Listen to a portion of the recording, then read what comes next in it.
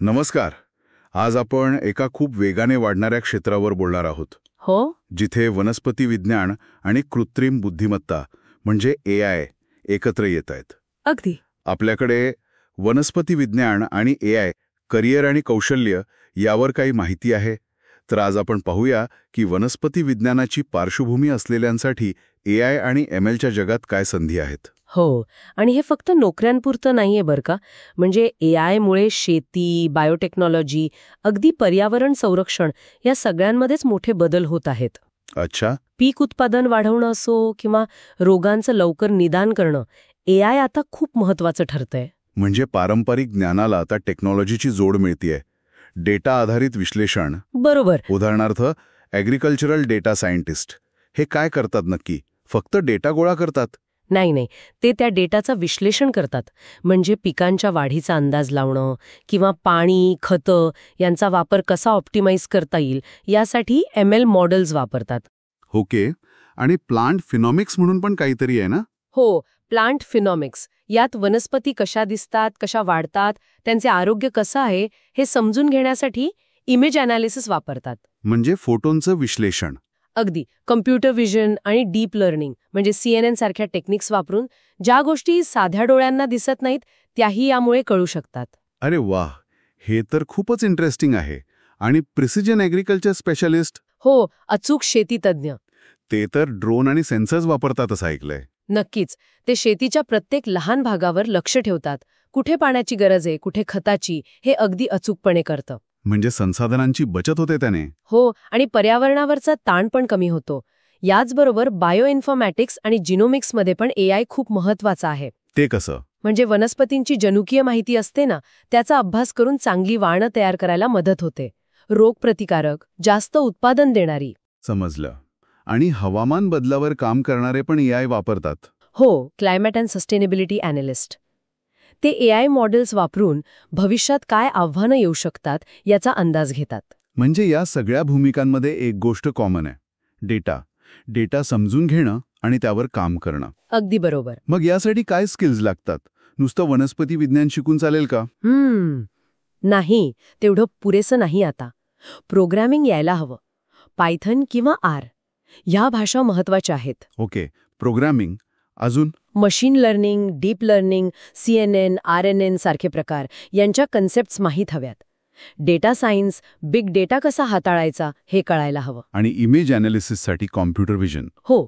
आणि जर बायोइन्फॉर्मॅटिक्समध्ये जायचं असेल तर त्यासाठीची स्पेसिफिक टूल्स पण शिकावी लागतात. बरं. मग ही कौशल्य शिकायची कुठून? आता खूप सोपं झालंय. ऑनलाईन प्लॅटफॉर्म्स आहेत की कोर्सेरा आहे, युडेमी, एडेक्स. अच्छा. कोर्सेरावर स्टॅनफर्डचा ML कोर्स खूप फेमस आहे. UC सॅनडिएगोचा बायोइन्फॉर्मॅटिक्स आहे. EDXवर IIT खडगपूरचा AI for agriculture course पण आहे. आणि सर्टिफिकेशन्सचं काय? त्यांचं महत्त्व आहे? हो, नक्कीच. गुगल क्लाउड AML किंवा Microsoft Azure AI engineer, IBM data science अशी आंतरराष्ट्रीय प्रमाणपत्र असतील तर खूप फायदा होतो. तुमच्या प्रोफाईलला वजन येतं. आता जरा कंपन्यांबद्दल बोलूया. कुठे संधी आहेत अशा लोकांसाठी ज्यांना वनस्पती विज्ञान पण येतं आणि AI/ML पण? संधी भरपूर आहेत. मोठे MNCs आहेत जसं की बायर, त्यांची क्लायमेट कॉर्प म्हणून डिव्हिजन आहे. हो, ऐकलंय. सिंजेंटा आहे, जॉन डियर आहे जी शेतीची उपकरणं बनवते, IBM वॉटसन ॲग्रिकल्चर आहे, कोर्टेवा ॲग्रीसायन्स आहे. या सगळ्या कंपन्या AI वापरत आहेत. कशासाठी वापरतात त्या? प्रिसिजन ॲग्रिकल्चरसाठी, पिकांच्या उत्पादनाचा अंदाज लावण्यासाठी, जनुकीय विश्लेषणासाठी. खूप ठिकाणी. आणि भारतातले स्टार्टअप्स? भारतातही खूप चांगले स्टार्टअप्स आहेत.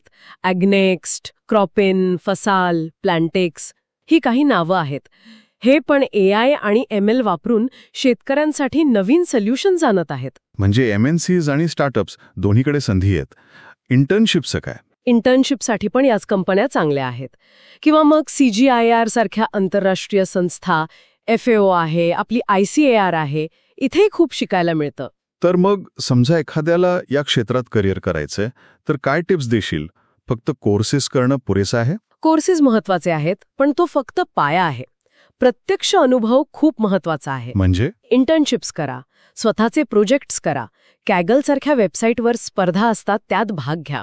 समजा वनस्पती रोगांचं निदान करणारं मॉडेल बनवलं. त्याने खूप फरक पडेल. हो, नेटवर्किंग पण महत्वाचं आहे. कॉन्फरन्समध्ये जा आणि शक्य असेल तर उच्च शिक्षण घ्या.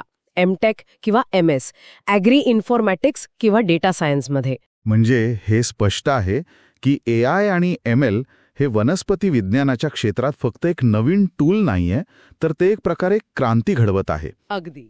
ज्यांच्याकडे वनस्पती विज्ञानाचा बेस आहे आणि जे AI/ML स्किल्स शिकतील त्यांच्यासाठी संशोधन, उद्योग, स्टार्टअप्स सगळीकडे चांगलं भविष्य आहे. नक्कीच. आणि जाता जाता एक विचार सोडून जाते की AI आणि वनस्पती विज्ञानाचं हे जे एकत्रीकरण आहे ते फक्त शेतीची पद्धत बदलेल की आपल्याला अन्नसुरक्षा, जैवविविधतेचं रक्षण, हवामान बदल यांसारख्या मोठ्या जागतिक समस्यांवर काही नवीन उत्तरं पण मिळून देईल. खरंय, विचार करण्यासारखा मुद्दा आहे हा.